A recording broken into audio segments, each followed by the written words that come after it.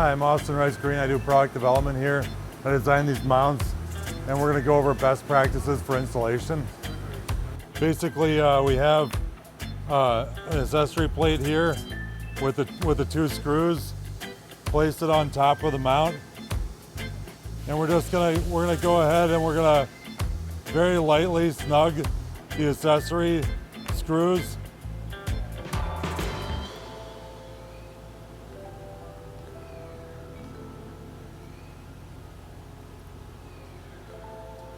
Then we're going to grab our 20-inch-pound driver, and we're going to place our thumb on one side of the mount, whatever side's convenient, between the two fasteners and press sideways.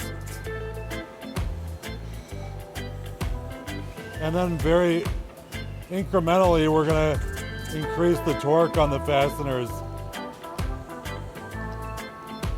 varying from the front to the back fastener.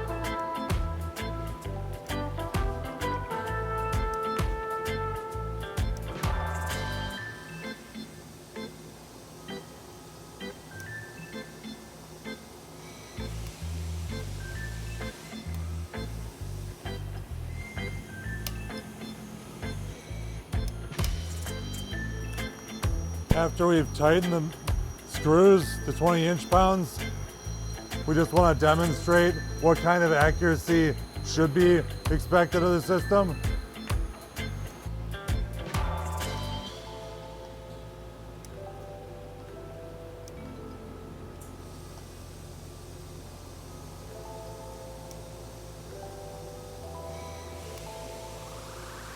Design accuracy is sub 5 thousandths for alignment, and that over this 2-inch span is going to be providing about 10 MOA of mounting accuracy, which is all you need to get the device in a position to zero it.